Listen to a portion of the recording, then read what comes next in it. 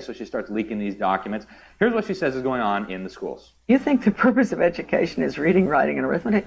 The purpose of education is to change the thoughts, actions, and feelings of students. Who knew? And here's one of the ladies who was involved in doing this. Her name is Shirley McCoon. She was hired to write national standards before most of us even knew we were going to have national standards. This was during the Bush and the Clinton administration.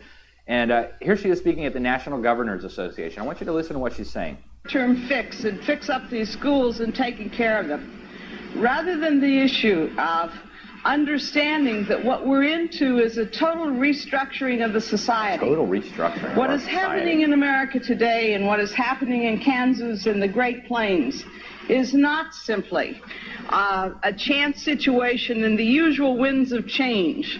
What it amounts to is a total transformation of our society. A total transformation of our society. So here's how the schools are bringing this about. Same lady, Shirley McCoon, will tell you all about it. A couple phases of it. But what I'm not sure that we have really begun to comprehend or to act on sufficiently is the incredible amount of organizational restructuring and human resource development restructuring. The whole ballgame in this particular changed society is that there's only two things that really matter. One of those is the information capital that we can put together and our ability to use information to produce products and to produce new ideas and new... The social change function of schools. See, the average American has no idea that there's a social change function. I mean, they're starting to catch on, but they didn't tell us how. They were supposed to learn how to read, write, and do math. What is the world's going on? Well, let's take a look at what this total transformation of our society looks like. Any parents who have little children in the room, if you don't want them to hear some really intense stuff about, LGBTism and all that, now would be a good time to step out. Some of my kids have seen this presentation, so I think it's good for them to know what's going on in the world. But Chasco Middle School in Florida, a girl decided actually she was a boy. And so she told the school officials, they said, hey, why don't you go shower and change with the boys in the boy locker room before and after PE class? So she walks in there, catches the boys literally with their pants down. They all come running out of there. Teacher has a gag order, not allowed to say anything. And then the school officials say to him, you have to go in there and supervise all this. He says, but there's a naked underage girl in there. What do you mean? We throw people in prison for that, or at least we did last year. What do you mean go watch a naked girl showering and change? That's crazy. So he refused. They said, well, hey, we're going to have to fire you. We're going to have to take away your teaching credentials so you'll never work as a teacher again. And Liberty Counsel threatened to sue. They got some of these emails. They wanted to use this guy as an example so that no teacher ever again would ever dare resist this craziness. In Minnesota, you had a little boy who decided actually he felt like a girl. And mom, dad can have a sex change? Yeah, absolutely not, right? That's crazy. Forget about it. Well, the equal partner, the other equal partner in this relationship, knew better than mom and dad, so the school organized a sex change operation for this child. Had him surgically castrated, put him on a bunch of weird hormones, which have killed thousands of children, and put him on opiate pain medicine. After you get your stuff sliced off, apparently it hurts. And so now there's a federal lawsuit about it, but guess what? You can't reattach the private parts, right? That's all over and done with. So this is what's happening in schools across America. This I just got today from some activists out in California. School districts in California are now, this is an actual screenshot from a school district website in California. They've got individual transition plans. So a child comes up and says, hey, I feel like a different gender. I'd like to have my genitals mutilated, please. Well, do your parents know about this? Yes, no. If no, well, okay, then we got to keep this under wraps. We got to keep it quiet. So they're going to help these children transition to a new gender without even asking the parents. They'll take them for an abortion. They'll do anything they want, right? And this is, again, from the Santa Ana School District website in California, and it's coming here too. Also in California, they passed the new health education framework this year. This is a book they recommend for 5-year-olds. It's called Who Are You? A Kid's Guide to Gender Identity. And so 5-year-olds in California are being taught that old thing of male and female, that's actually bigotry. Today we know there are infinite genders. They give the kids 15 examples to choose from. Agender, bigender, trigender, new trois, free spirit, take your pick. And the kids are allowed to take their pick. They say, what pronouns would you like us to use, sweetie? Do you want to be a Z or a they or a shy or, pick your thing, right? And then the teacher's supposed to remember all this. When they get a little bit older, this is the other book they recommend for children in California under this new health education framework. It's called S.E.X, Everything You Need to Know About Sex in Your Teens and 20s. And if you're very sensitive, cover your ears. They promote fisting, and some of you probably don't even know what that is. I didn't know either, and I wish I didn't. Blood play, probably many of you don't know what that is. Sadomasochism, tie people up, engage in orgies, and on and on. This is for school children in California. This is the Drag Queen Story Hour. I'm sure some of you guys have seen these pictures. If you go to their website, they brag. They're going into first grade classrooms, second grade classrooms, kindergartens. Obviously, that's a man wearing a dress and some demon horns, just so you know where it came from, right? Straight from the pit of hell. And they're teaching the kids tolerance. And it's funny they talk about tolerance, right? This is Jessica Lahore, Colorado Middle School invited it in for a career day to teach the kids, hey, you could be drag queens when you grow up, right? Won't that be a great career choice?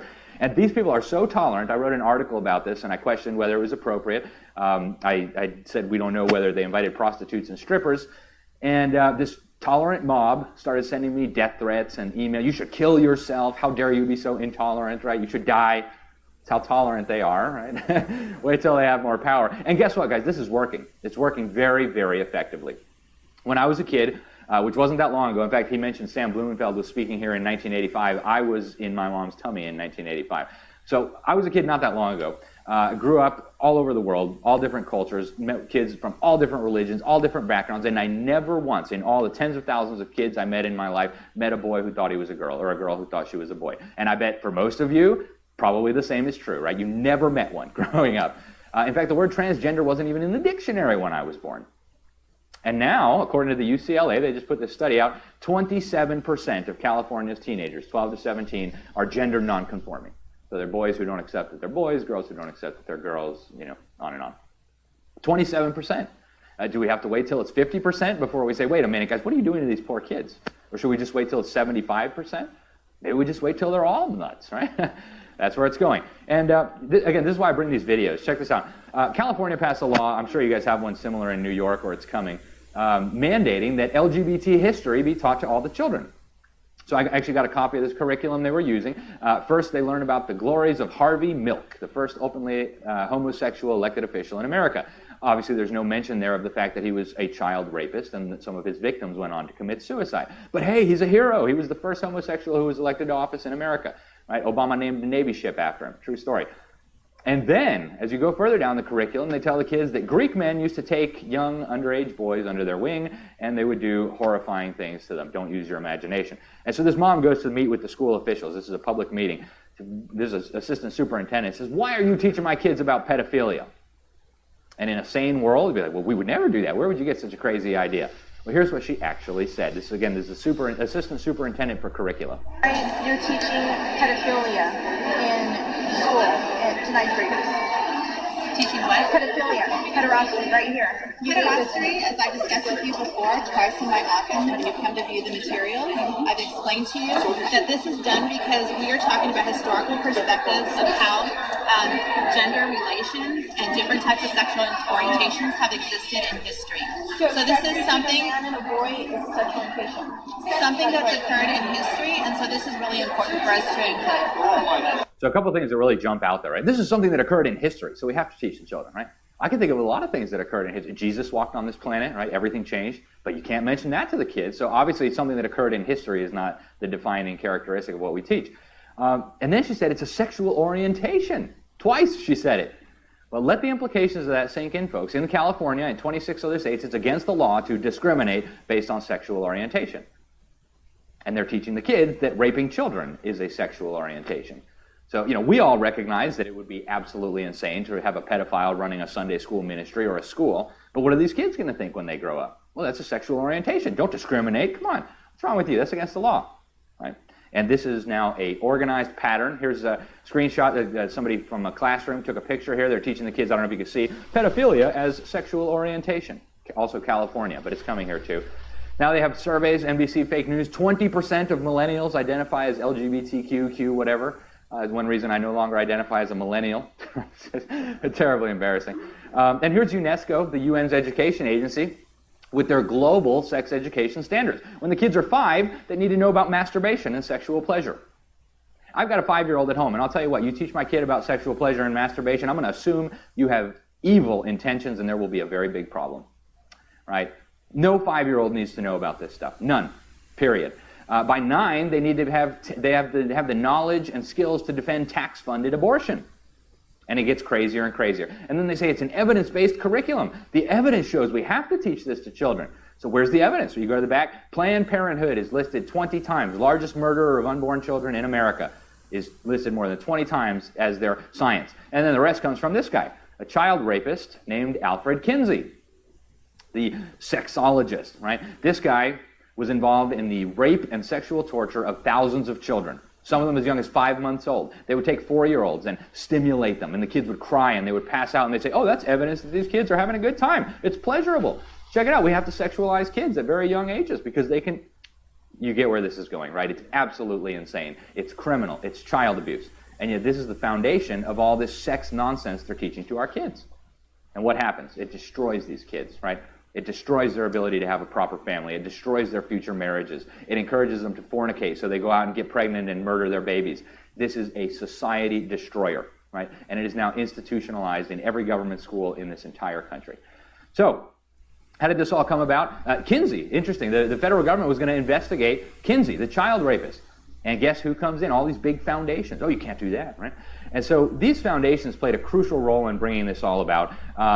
Our Congress, back in the 1950s, put together a committee to investigate all this. It was called the Select Committee to Investigate Tax-Exempt Foundations, and this was one of their conclusions. There was a revolution in America, past tense, right? And this was in the 1950s, that could not have occurred peacefully or with the consent of the majority unless education had prepared the way in advance. Here's the guy who was the lead investigator on this congressional committee, Norman Dodd, talking about what he heard from the president of the Ford Foundation. I said, yes, Mr. Gator, I'd like very much to know. Whereupon he made this statement to me, namely, Mr. Dodd, we here operate on in response to similar directives, the substance of which is that we shall use our grant-making power so to alter life in the United States that it can be comfortably merged with the Soviet Union. Yeah, there's a good idea. Right? We'll comfortably merge with the Soviet Union, the most murderous dictatorship except for the Chinese that's ever existed. And this is the lead congressional investigator for this committee. Here is a video of little children singing praises to our dear leader, and there's hundreds of videos just like this from schools all across America singing the praises of Donald Trump. Just kidding, right? Okay, now everybody, let's sing it together on the count of 3. All right. Yeah. I like that. 1, 2, 3.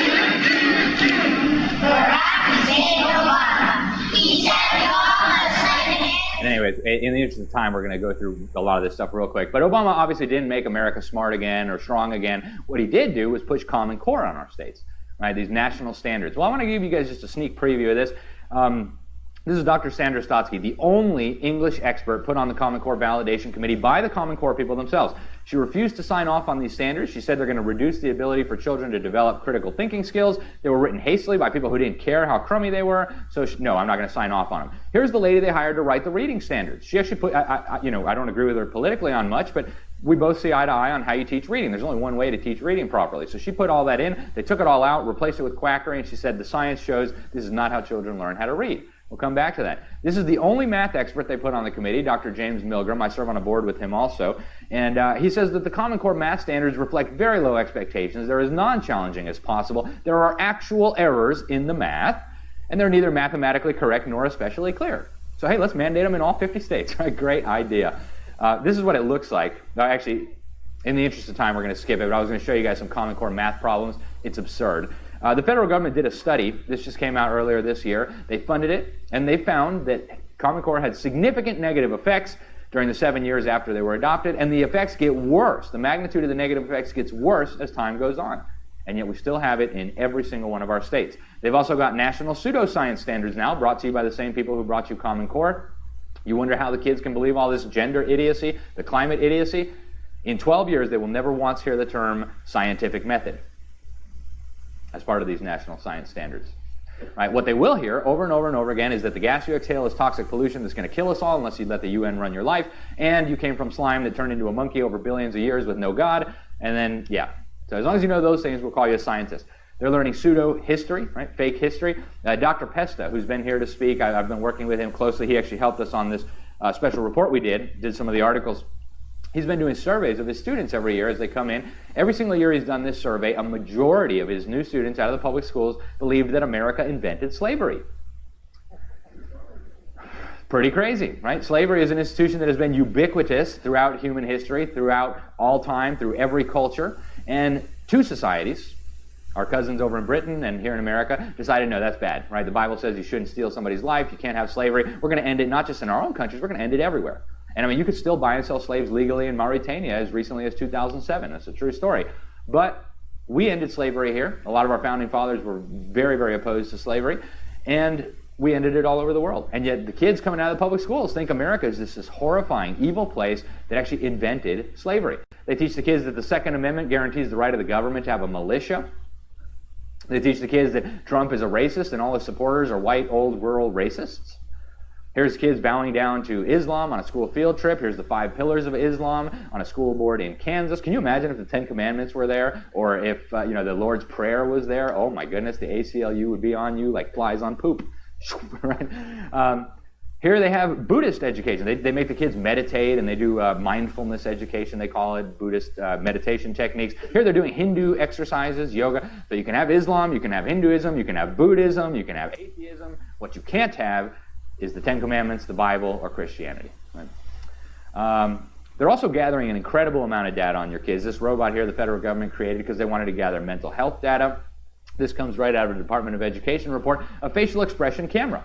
So what it does is it examines the facial reactions of children when they're exposed to different stimuli and determines if an intervention is needed. So hypothetically, maybe a guy walks in wearing some demon horns and a dress to read LGBT stories to the kids, and the kid goes, "What in the world is that? Why is that in my classroom?"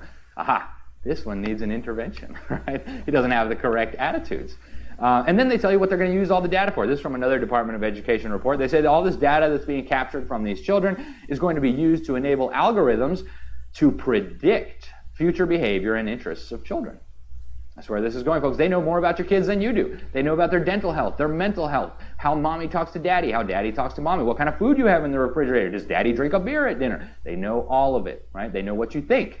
They've also got values clarification, and I was actually subjected to this as a child. I'm sure some of you guys were too. The UNESCO has a manual for teachers how to do this. They say that the purpose is to undermine children's belief in moral absolutes. Well, why would you want to do that? And so the way they do it is they say, hey guys, there's 9 of you in a life raft, and there's a doctor and a lawyer and an Indian chief, and the life raft can only hold 8 people. So who are you going to get rid of so that you can all survive? It's for the greater good. And obviously lawyer is the correct answer. I'm just kidding, right? I'm sure there's great lawyers in the audience. I'm just messing around. But now if the kids were thinking, they would say, well, wait a minute, we don't have to kill anybody, even the lawyer, right? One of us will take turns swimming alongside the boat, and hey, we'll just rotate, right, once an hour, and nobody has to die. That'd be obvious. But what they actually think is, mom and dad said killing was wrong, the pastor said, the Bible said killing was wrong, but look, here's a situation where the only moral option is to kill somebody.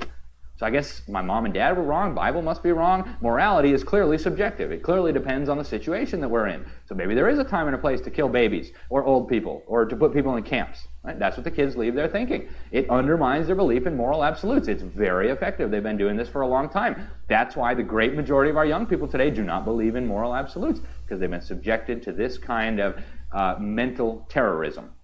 And again, we still think that our kids are getting an education at school. You don't have to take my word for it. They're not, right? Here's the federal government's own data. Every 2 years, they do a national assessment of educational progress.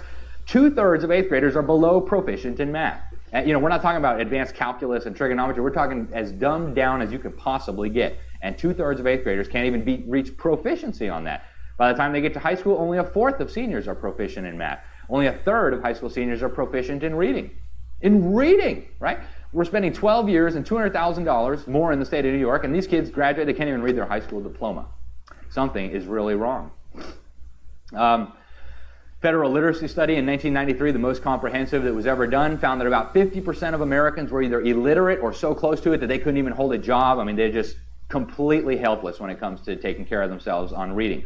2003, they found the same thing. Washington, D.C. is even worse. Over 2/3 of the adult population is functionally illiterate, according to the government's own data. And that doesn't apply just to Congress. It's the broader city, too. Right? They don't read the bills. We all know that, right? Ronald Reagan, even before I was born, set up this committee, the National Commission on Excellence in Education, back in 1983. And they found that this educational system threatens our future as a nation and as a people. Pretty serious, right? It threatens our future as a nation and as a people. Let that sink in, guys. And, we had a terrible system in the 80s too, but by today's standards, it was phenomenal. And even back then, it threatened our future as a nation and as a people. What do you think it does today? They said if an unfriendly foreign power had done this to us, we might have viewed it as an act of war. And we should. It was an act of war. It was an act of subversion aimed at overthrowing our system of government. And it wasn't always this way, right? John Adams, he wrote in a letter to a friend that a native of America who can't read and write is as rare as a comet or an earthquake. So you might find one somewhere if you look really hard, but you don't see them every day, right?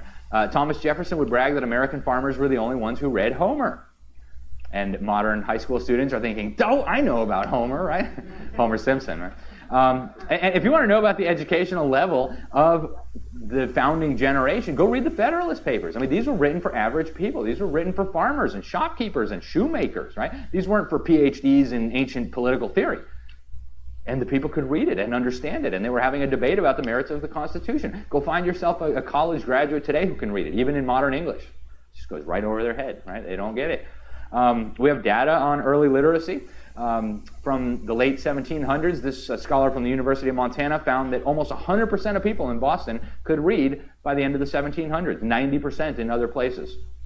This guy here in 1812 did a survey, DuPont de Nemours, said that not more than 4 in 1,000 young Americans are unable to write legibly, even neatly. And I can't write legibly, and I bet a lot of you guys can't either, so they were doing better back then. And they did it all without government schools. Imagine that. In fact, they didn't have a $1.3 trillion government education system. They had none. They used simple tools like this, and kids learned how to read on the farm, right? And I taught my own kids to read. It takes about 2 months, right? There's a great resource in the back there from Dr. Sam Blumenfeld, Alphaphonics. Real simple, 2 months, your kids will be reading the King James Bible. Put them through school, 12 years, can't read their high school diploma. Well, this guy came along, Horace Mann, in the mid-1800s, and he decided to import the Prussian system of education to America. Up until that time, the government had virtually no involvement in education. But the Prussians had taken this idea from a communist, Robert Owen. I'm actually writing a series on the history of public education in America in the Epoch Times. You should go back and read that if you're interested. But this guy, Robert Owen, had this idea that the reason his communist colony failed was because they hadn't brainwashed the children from the time they were babies. So the real solution to making communism work was to brainwash children at younger and younger ages. Well, the Prussians got a hold of this idea, created a government school system, ordered parents to send their children there, and started brainwashing them and segregating them by age. Horace Mann thought that was fantastic. He rejected Christianity. He was a socialist. He wanted public education to equalize all men, and he wanted the Bible out of schools, which at that time was completely unthinkable. I mean, education without the Bible was like ludicrous. And yet, that was his goal. He also pioneered this idea called the whole word method for teaching reading. And in fairness, maybe he didn't realize it was going to be a disaster. Within a few years, they got it out of the schools because the children were displaying signs of what today we would call dyslexia. The headmasters of the schools in Boston, after just a few years, said this change proposed by Mr. Mann is neither called for nor sustained by sound reading, or by sound reasoning. So no, we're not going to do that anymore. Around this time, Karl Marx was running around Europe saying we need the government to take over education. And he found a lot of success in Germany, or what would become Germany. And what happened to the Germans, right? A few generations later, they're goose-stepping around and putting people in camps and invading their neighbors, and then they were clobbered, right? Didn't end well for them, and it's not going to end well for us either. John Dewey came along about 50 years after Horace Mann and resurrected the quackery on the reading, by the way. We'll talk about that in a minute. Instead of looking to Prussia for inspiration, he looked to the Soviet Union. He thought they were doing phenomenal things. He wrote this crazy series of articles in the communist rag, The New Republic, about how great it was. He said they're instilling a collectivistic mentality in the children. Isn't that fantastic? He wanted to turn America into a socialist nation. He pointed to this novel here, Looking Backward, written in 1888, about an America with no private property. But he knew the American people would not support this craziness. He didn't want to teach kids how to read. He didn't want to teach them how to do math. He wanted the schools to socialize them so they would become part of the collective. And he wrote in this essay that we reprinted in the back of the book there, Crimes of the Educators, change must come gradually. To force it unduly would compromise its final success by favoring a violent reaction. So he knew American parents and taxpayers and teachers would not go for this. So instead he went to the Rockefellers. Yeah, Rockefellers. They gave him millions of dollars through the General Education Board. He set up an experimental school where they cranked out a bunch of illiterates who couldn't tell right from wrong, and they said, that'll be perfect. Let's do that all across America. And they did, right? They set up shop at the University of Chicago and Columbia University. They resurrected this quackery that had been exposed back in the 1840s under Horace Mann on how to not teach reading. right? Basically, they teach the kids to memorize whole words instead of giving them the association between the letter, the symbol, and the sound that it produces, right? So they're teaching kids to read English, a phonetic writing system, as if it were Chinese, right? They get the kids to memorize the word cat instead of understanding that a C is a K, an A is an and a T is a T. They say, here's this series of squiggly lines, here's a picture of a cat, remember that those two things are the same, right? It's absolute quackery. It doesn't work. And yet John Dewey resurrected this, knowing full well the damage that it would do. They were exposed in the 1950s. Rudolf Flesch wrote this book, Why Johnny Can't Read, said the teaching of reading all over the United States, in all the schools, in all the textbooks, is totally wrong and flies in the face of all logic and common sense. Very mild criticism, but right on the money. And now we have brain scans. Sam Blumenfeld wrote a book in 1973, The New Illiterates. He broke down all the reading curricula that were in use in America, exposed the damage they were doing. Then this guy comes along with modern brain scanning equipment. He says, hey, you guys are doing physical damage to the brains of these children. He scanned the brains of children who had learned to read properly versus children who were exposed to the quackery and said, oh my goodness, the brains are getting wired wrong. You can't learn to read that way, at least not properly. And so that brings us to today. Under Common Core, they still have the kids memorizing whole words. It's direct from the Common Core website. The kids need to read common high-frequency words by sight. So they have to memorize all these words. And I say, oh, we sprinkle in a little phonics later, don't worry. Yeah, after they've built a reflex to look at words as if the whole word was a symbol rather than a series of symbols. So this is why most of our people can't read properly. Right? This is what it looks like. Here's the words we have to memorize for September. Here's the ones for October. Why do you need to memorize words? That's ludicrous, right? You just have to know the sounds that the letters make, and then you can read. Well, now UNESCO says the whole world needs to do this. They say children must be able to read with a sight vocabulary. And I want to talk about John Dewey's religion for a minute, because you can't John Dewey was the founding father of our education system. And that is universally acknowledged. Anybody in here who's got an education degree knows what I'm talking about. If you go to Wikipedia, he's the founding father of America's public education system. He was also a very religious man, not in the sense that we might understand, but he described himself as religious. He was one of the authors and signers of the first Humanist Manifesto. Now, we'll go through just a few of these. You should read the whole document. But the very first plank, religious humanists, this is a direct quote, religious humanists regard the universe as self-existing and not created. And some of you have probably read the first words in your Bible. It says, in the beginning, God created the heavens and the earth. Right? So, what is John Dewey doing here? Very strategically attacking the very foundation of Scripture, the authority of Scripture. And this was deliberate, right? This wasn't an accident that was their first choice. Also, even if you're not a Bible-believing Christian, this has very important implications to you and to your freedom. Our founding fathers didn't think it was a religious statement. They said it was a self-evident truth that God created us, that God gave us our rights, and that we institute governments to protect these rights. Well, what happens if you believe John Dewey's religion, that there is no God? Well, of course, you can't have God-given rights. If you don't have a God, you can't have rights at all, right? There's absolutely no reason why you should have any rights at all. In this Humanist Manifesto, they also said, it's just like communism wrapped up in religious garb, we got to get rid of the profit motive, we have a radical change in methods, we have to have cooperative ownership of the means of life.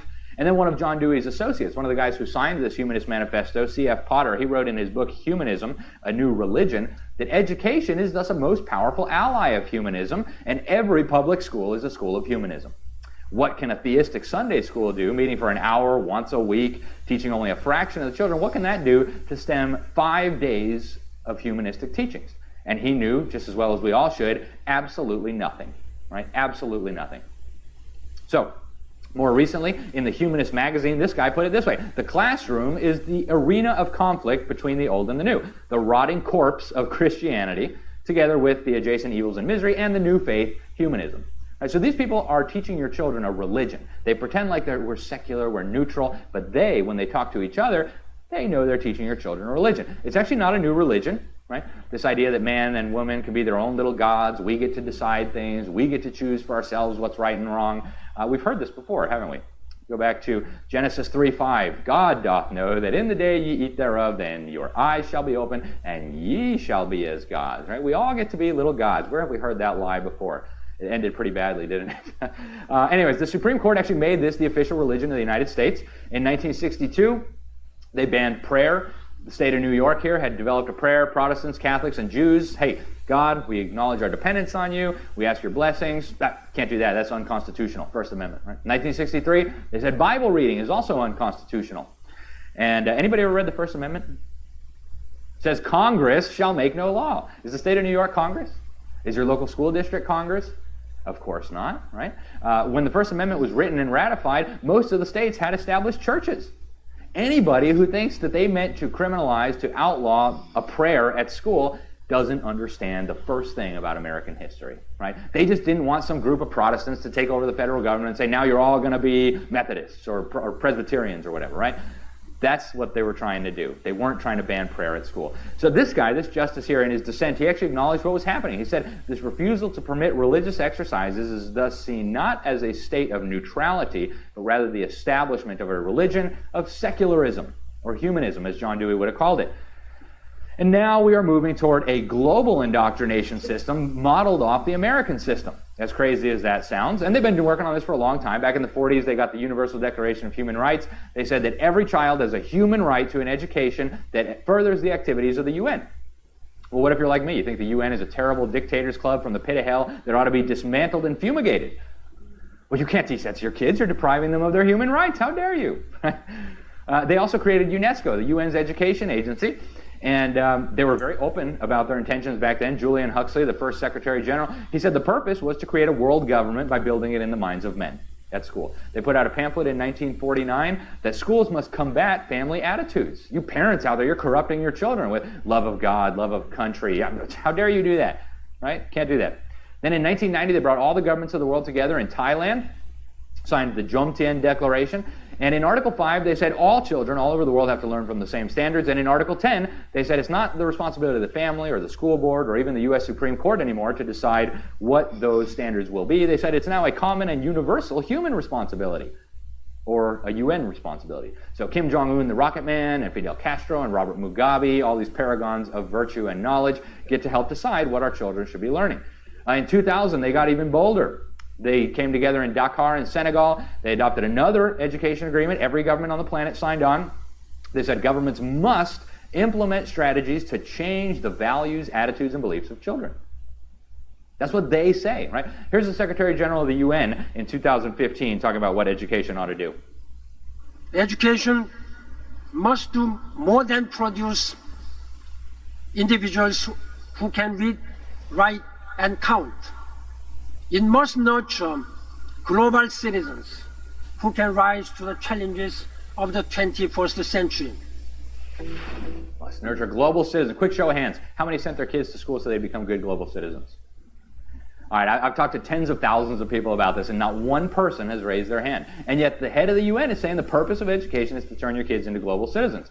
In 2016, they got this global action plan for education. They said education must include the formation of the children's spirituality.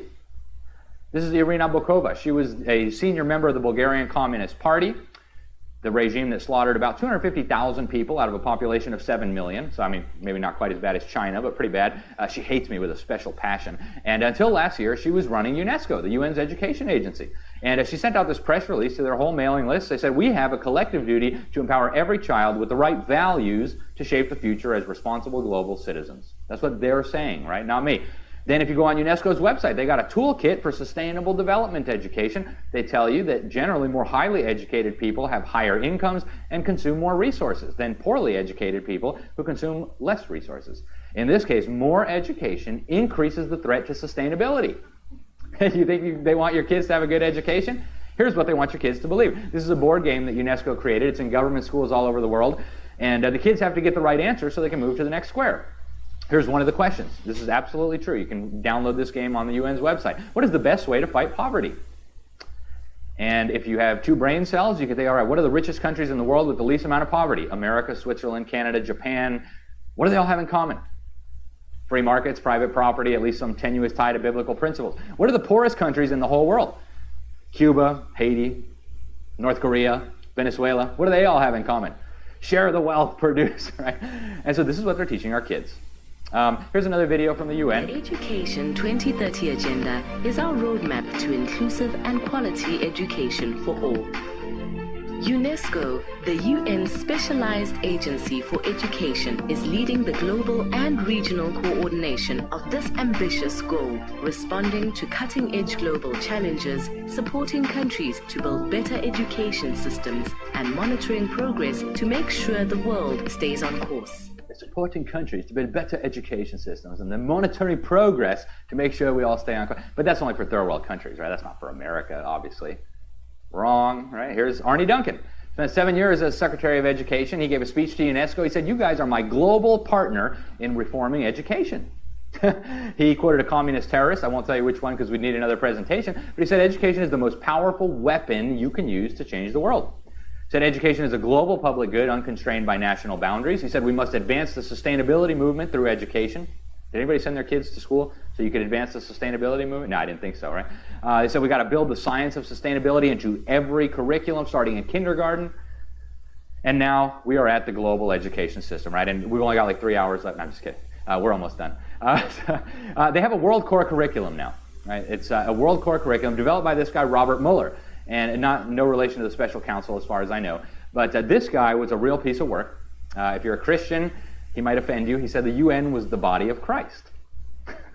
Kim Jong-un and Robert Mugabe, the body of Christ, right? So he developed this World Core curriculum. He wanted it taught in every school on the planet. You can read it on the UN's website. And he was very honest about what he was doing. He put together a teacher's manual for the World Core curriculum. You can go get a copy at your local library, check out the foreword, which he wrote. And he said the underlying philosophy upon which it's based will be found in the teachings set forth in the books of Alice Bailey by the Tibetan teacher Djwhal Khul. And for most Americans, that is absolutely meaningless because we don't know who Alice Bailey is or Djwhal Khul. But they all know, right? They all know exactly who this is. I'll give you a hint. We won't go too deep down this rabbit hole because we'd all get scared, or some of us would. But Alice Bailey was the founder of the Lucifer Publishing Company. Absolutely true story.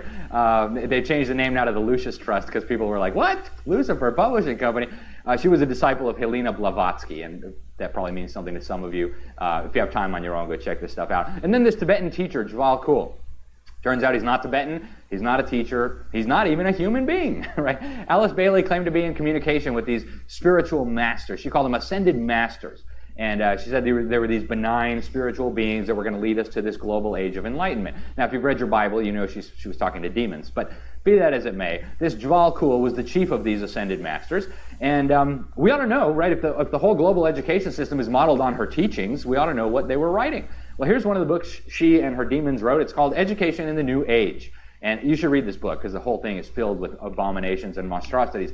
But they say that world citizenship should be the goal of the enlightened with a world federation and a world brain. Our problem is to attain a synthesis of Marxism and neo-scholasticism, and to do this by the freely chosen cooperative methods advocated by our friend, the communist John Dewey.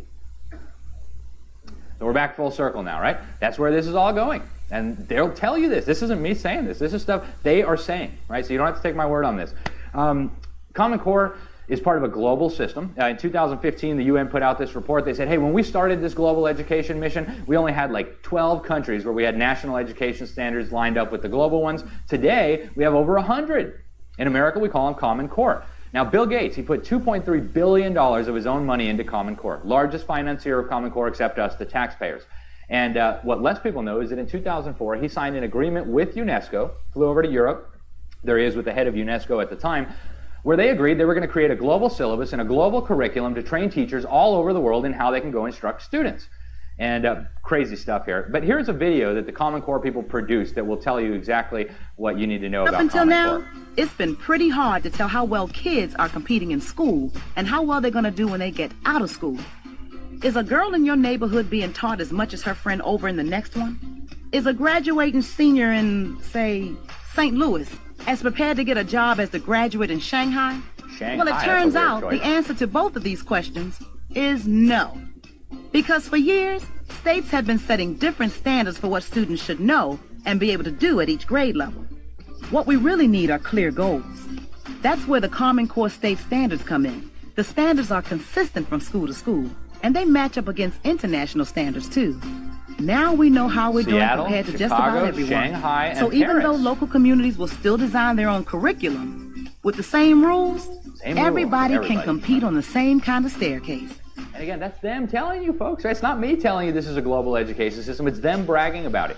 So that's where we are today, guys. Unfortunately, this has not stopped under the Trump administration. Betsy DeVos has fibbed to us several times, claiming Common Core was gone. It absolutely has not, and she knows that because she has to sign off on every state's standards now under the Every Student Succeeds Act. She knows that's a lie.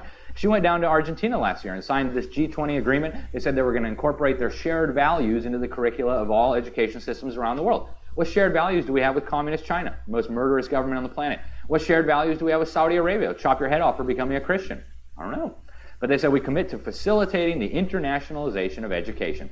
And back to the polling data, right? Most young Americans are socialists. Young Americans are leaving their churches in droves. Nehemiah Institute did a study. 80% of Christian children from Christian homes with 2 Christian parents who are taken to church every weekend will leave their church after 12 years in a government school.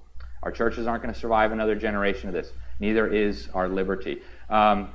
Here's the trends, right? You see Protestant Christianity in cataclysmic decline, and you see the red line at the bottom. That's the atheist, the secularist, the humanist, rising like a rocket. And even a lot of these people who still self-identify as Christian, they're really humanists. I mean, they're not Christians in any real sense of the term. They don't believe in Christ. They don't believe the Bible. They're humanists. They call themselves that because that's what their parents taught them.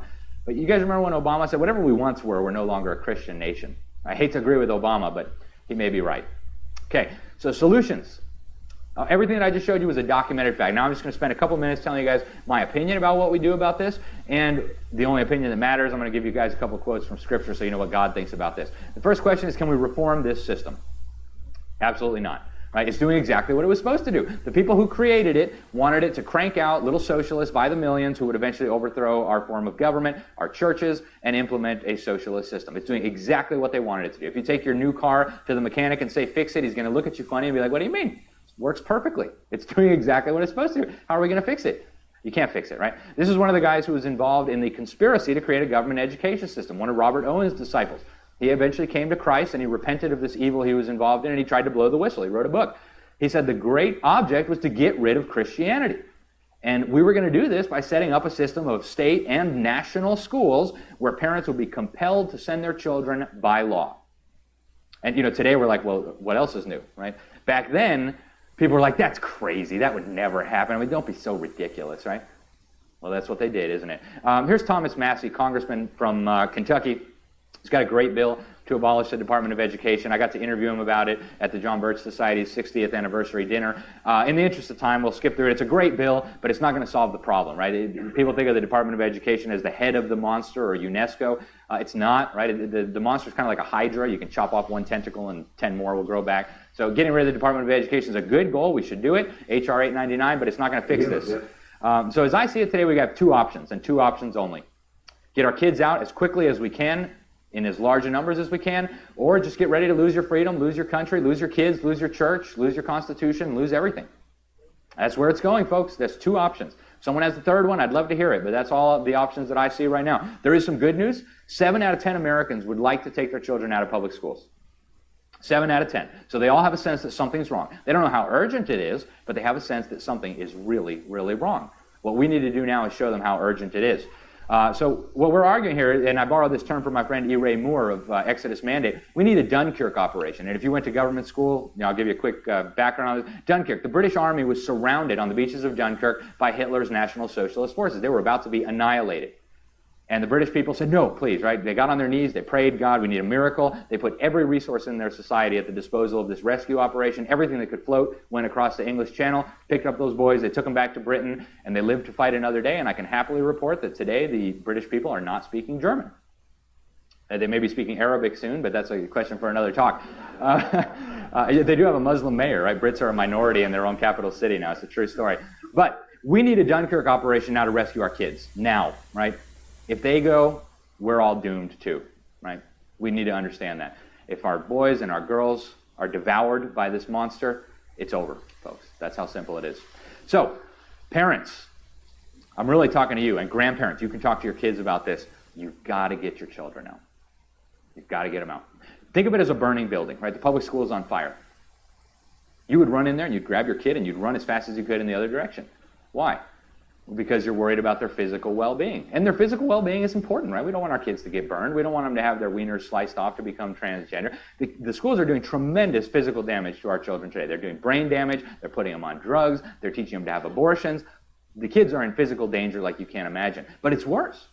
The spiritual danger, the academic danger, right? The moral danger, all of it, right? It's much more urgent than a burning building. So, yes, we need to talk about the burning building, but we got to keep our priorities straight. First, we get the kids out.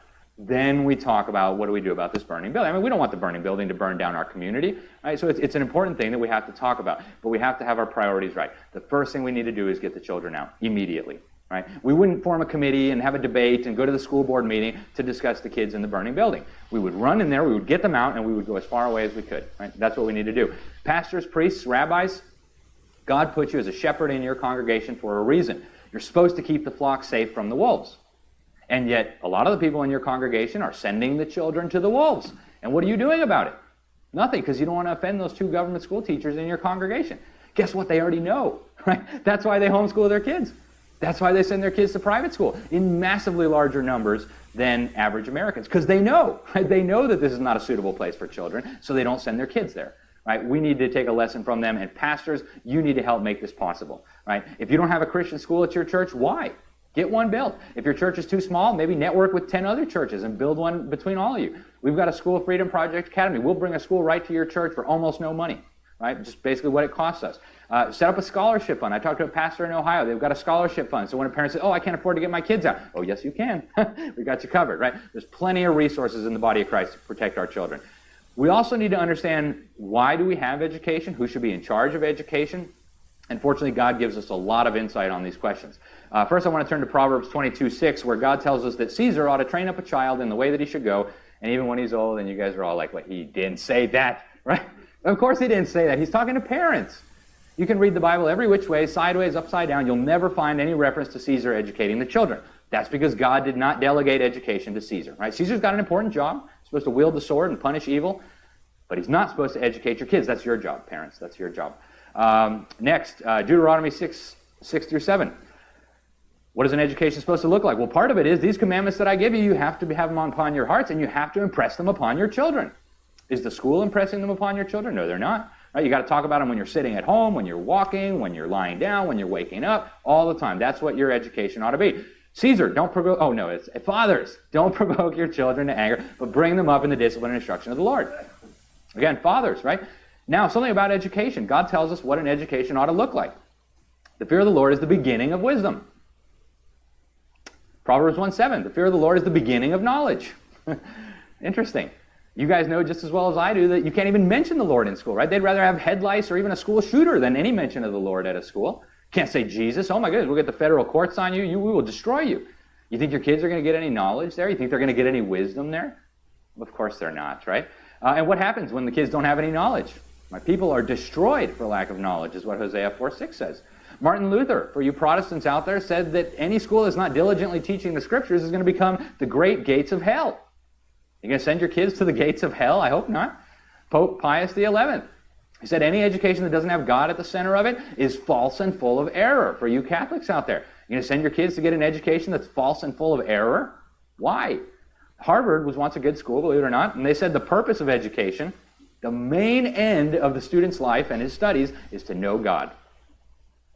Okay, that's the point of education. John Milton, one of the great thinkers of our civilization, said the end of learning is to repair the ruins of our first parents by regaining to know God aright so we can love Him, imitate Him, and be like Him. There's the purpose of education, folks. The exact opposite of what the schools are doing. We live in a self-governing republic. We're very blessed. And so in America, we have another purpose to education. That is to create self-governing citizens who are capable of governing themselves. Right? We don't have a king in this country. We are the kings and queens of this country. And so God has given us instructions. How are we supposed to govern? Well, the government is supposed to punish evil. So if someone's murdering babies, well, quick, get them, right? Put them in jail where they belong. Right? Is that happening today? No, because our kids don't know how to govern themselves. So how do we do this then? What do we do? That's not my family. That's just a picture of my family. We do homeschooling. That's what we do at my house. And I would not trade it for the world. And people say, oh, how do you afford that? You know what? I'd live in a cardboard box before I would give up homeschooling. It's a true story. It's, as far as I'm concerned, the best option. And we're in good company. These men here were all primarily homeschooled. Not one of them ever stepped foot in a government school. Not one. Some of them got a little bit of private study from tutors and private academies, and some went on to get a college degree, but they got the bulk of their education at home. And guess what? They built the greatest, freest, most prosperous nation the world's ever known without any government education. So we can all do it, folks. The data on homeschooling is like the brightest spot on the educational horizon. We've got millions of kids being homeschooled. They are running circles around the victims of the government schools, 80th to 90th percentile on the government's own standardized tests. Right? This is true even if the parents don't even have a high school diploma. I tell people only half jokingly, like, hey, you could put your kids in a closet for 12 years and they'd be better off. And I'm only half joking, right? Because at least their heads wouldn't be filled with nonsense. At least they wouldn't be telling them they can choose their gender and they can kill their babies, right? So homeschoolers do better as adults. They do less drugs. Their marriages last longer. They get better jobs if that's your thing, right? You want to earn a lot of money. Homeschoolers do better on every metric, and they're better socialized on every metric we can measure. There's a lot of great private schools. I know not everybody's called to homeschool. There's a booth outside, the Augustine Classical Academy. Talk to them. There's other private schools here. Talk to them. Folks, do your due diligence, right? Catholics out there, half of the Catholic dioceses in America are using Common Core. You don't want to go there, right? A lot of the Protestant schools are just replicas of the government schools, but there's a lot of great ones. So you have to do your due diligence. You wouldn't just trust a random stranger to educate your kids. Why would you just trust a random private school? Make sure you do your due diligence. I work for the Freedom Project Academy. I teach economics there. If you want literature and flyers, there's some in the back. Great education for the kids, a fraction of the cost that government schools charge taxpayers. It's like $2,500 a year. We can set it up in your church. And we need to recognize, too, that the UN and the government is not going to tolerate all this educational freedom indefinitely. They've told us that, right? The UN in 2015, their Human Rights Council, where Cuba, Venezuela, China get to talk about how horrible America's human rights record is, they said that every child has a right to a government education. We can't have all these private schools teaching whatever they want. We need global standards, and every child needs to have the right to learn from these. Right? This is what the UN is saying. State of New York.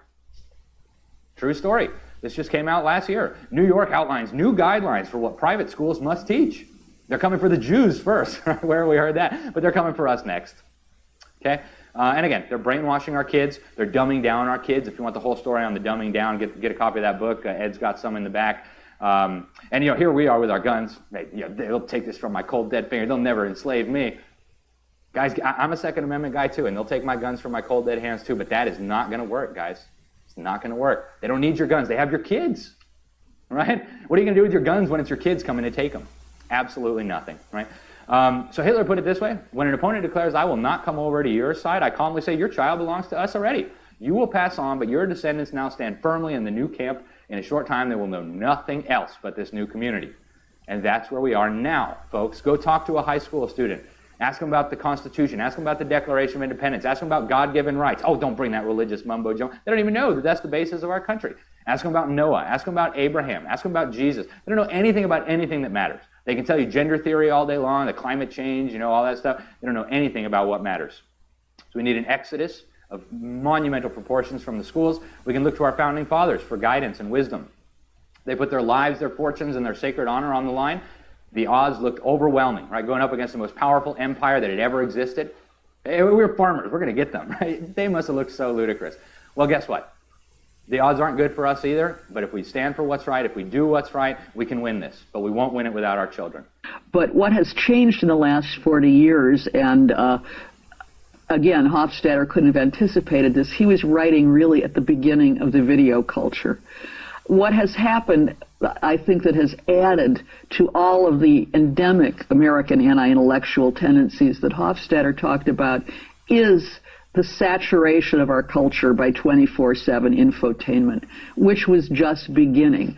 And it shows itself in the fact that we are becoming a nation not of illiterates, but, as I say, of alliterates. We are people who increasingly don't read books. According to the National Endowment for the Arts in 2006, only more than half of Americans under 44 read no book at all last year, other than what they might have needed to read if they were still in school. By that I mean no book. I don't mean that they didn't read Proust or Henry James. I mean that they didn't read any book. No detective story, no bodice ripper romance, no self-help book, nothing. Then you agree with my other late friend, Neil Postman, that we are amusing ourselves to death. Yes. And Neil Postman's book, which was published in 1986, was very prescient. He was published that book at the dawn of the computer era. In other words, he hadn't seen what the visual use of the web would do and how greatly enhanced the ability of people to entertain themselves 24 hours a day would be by mobile digital technology. We've become so used to this. And the fact is, it's only 10 to 15 years that we've had the capacity through various portable devices to carry our entertainment with us 24 hours a day if we want to do it. And if you ride a bus in New York City, you know that a lot of people do want to do it. And the consequences, more dumbing down. The consequences are that for every time you spend in passive forms of acquiring information and entertainment, you're not doing something else. Now, if you've read any of the reviews of my book, you see that some of them have taken me to task for being a technophobe, and I'd sort of like to answer the critics who aren't here. I'm not a technophobe. I simply point out that computers, the web, they're tools. They're wonderful tools. They're great tools for getting information.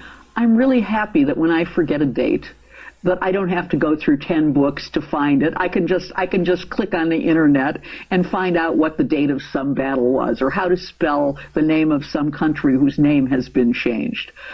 But that's just information. It's a shortcut to getting information. That information doesn't mean anything, one, if you don't know how to look for it. That is to say, you don't know what you're looking for. But most particularly, it doesn't mean anything if it doesn't connect to a body of knowledge. I'd compare it to the web to a calculator. Now, when I do my tax returns, I don't add up the figures by hand. I use a calculator when I send stuff to my accountant. But I know, for example, I understand fractions and percentages. If something came out $100,000 that ought to be only $10,000, I would know immediately in my head, because I understand the basic processes of math and percentages, that it was wrong. I might not know the exact dollar amount it was wrong, but I would know. But kids who only learn calculators can get the right answer.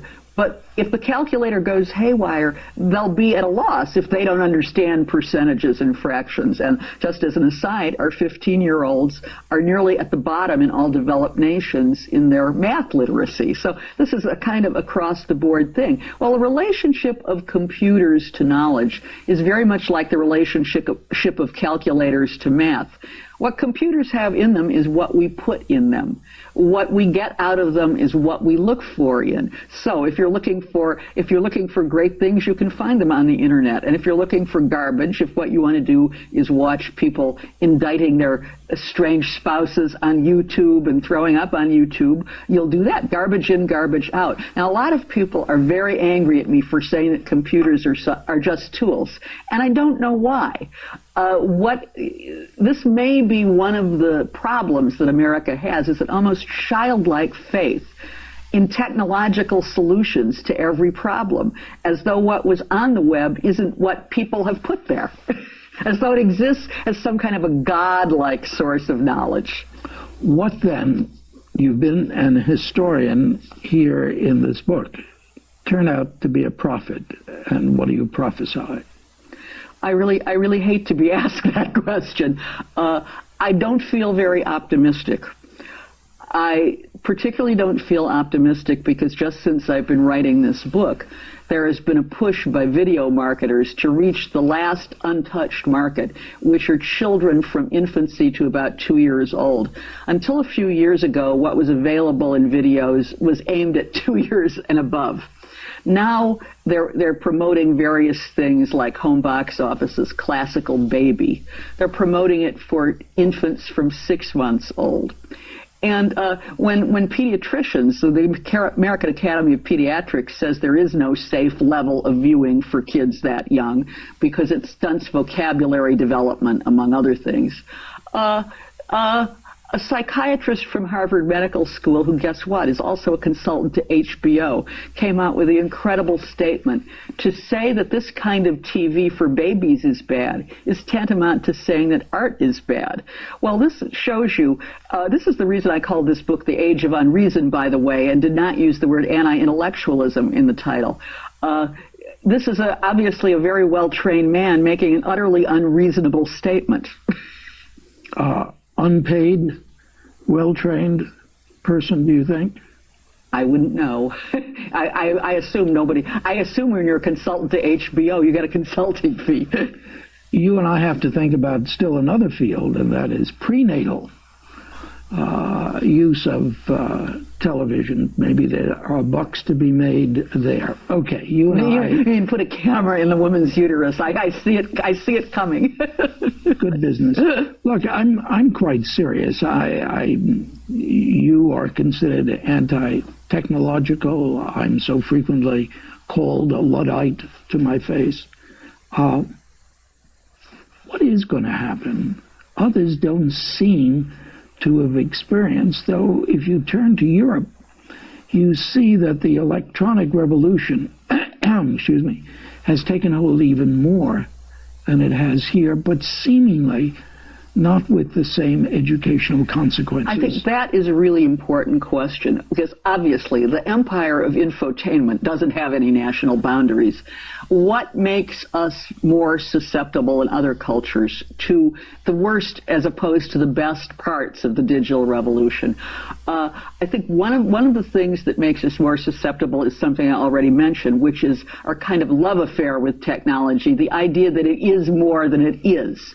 The other thing that makes us more susceptible, I really believe, is the fact that everybody who is brought up since World War II, let's say, everybody my age and younger, has been brought up with the idea that we're number one.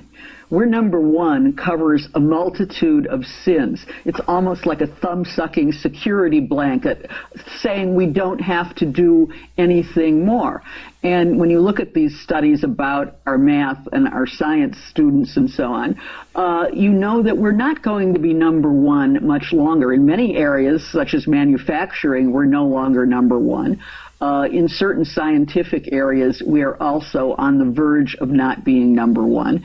And certainly this has, but the idea that we're number one is very, very powerful.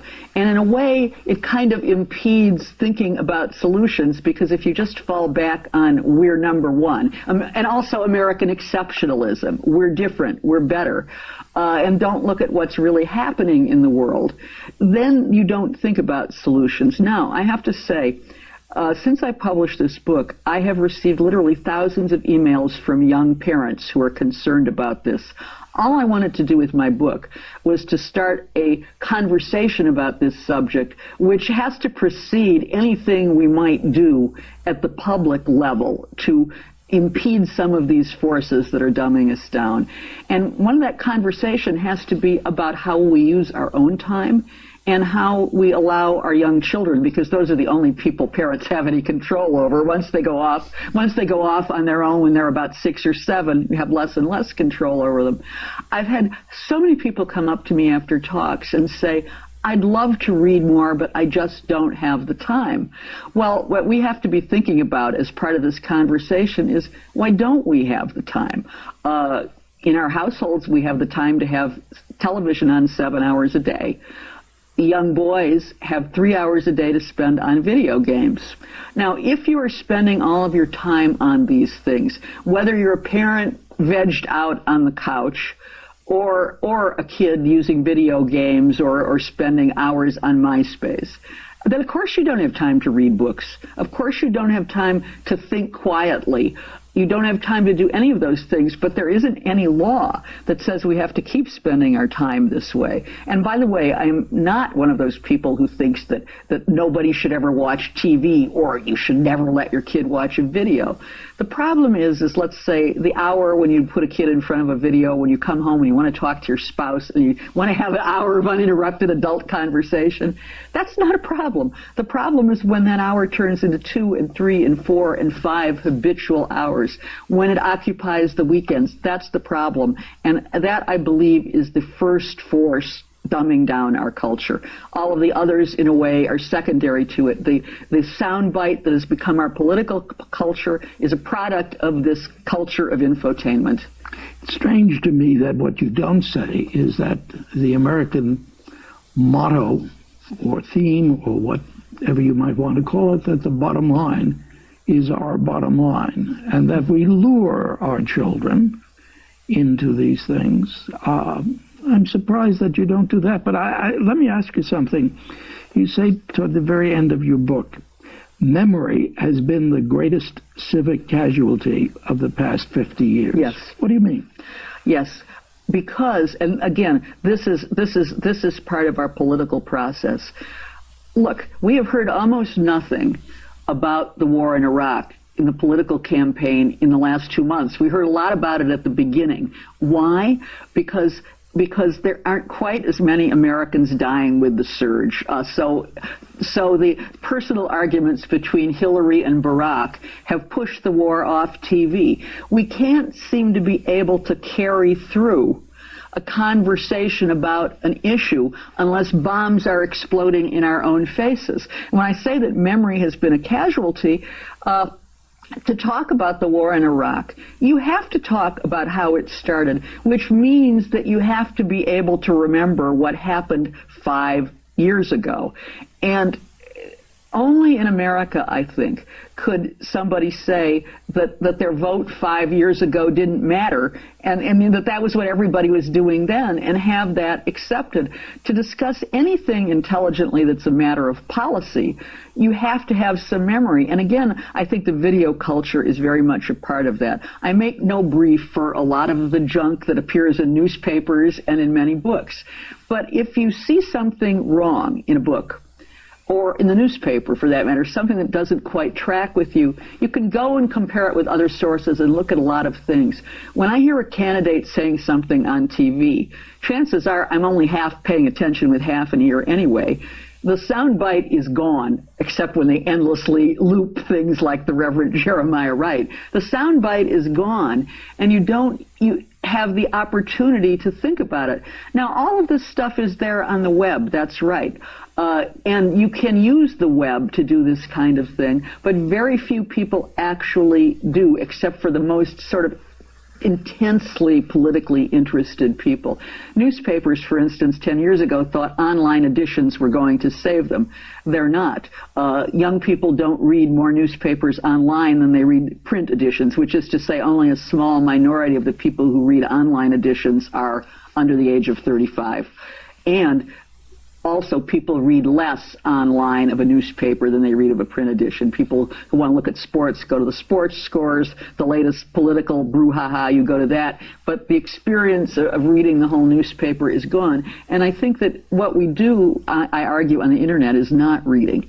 It's like being a vulture, swooping down for bits of information. That's what I do when I'm looking for a fact for my articles. It's what anybody who's using the internet for work does. It's not the same experience as sitting and reading and thinking about it and letting it brew in your head. Because the whole purpose of the internet, its beauty as well as its horror in terms of intellectual culture, is its quickness. We don't want to spend time with it.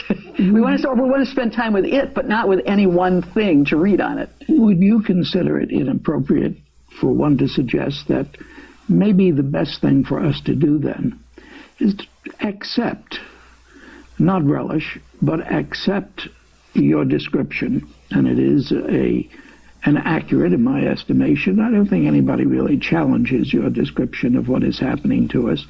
Oh, yes, they do. Well, they may not like it, your description. You're putting your finger on where we are and who we are. But do we have an obligation to think through instead a different framework, educational framework, a different political framework, if we ourselves are becoming such a different people? If memory and the loss of memory is so important, why protest so much? Why not instead think in terms of what kind of politics will we have in the future? Well, people have thought in terms of what kind of politics we'd have in the future in a stupid society. Aldous Huxley thought about it in Brave New World, which I think is much more of a paradigm of what we have today than Orwell's. Orwell's embodied an idea of a tyranny from the top. But Huxley's, I think, and I'm not the first person to say this, Neil Postman made this observation first. Huxley envisioned a world in which people wouldn't care very much about what their rulers were doing because they were sort of drugged by pleasure. In his case, literally drugged. Our drug, in addition to literal drugs, our drug is this infotainment that surrounds us. And I think that we have already had a vision of what the future would be like. in a society more extreme than ours. And I don't see anything to do except try to fight it with those people who are willing to fight it. There are teachers who are willing to fight it. There are parents who are willing to fight it. I don't want to think about the creation of a culture, which will happen anyway if we continue to go the way we're going. I don't want to think about the creation of a form of politics that would be as dumb as we have become so far. Susan Jacoby, maybe we're going to have to think the unthinkable. In the meantime, I hope as many people as possible read The Age of American Unreason, and thank you so much for joining me today.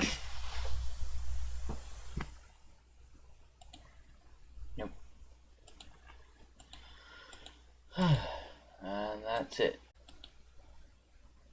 Good night.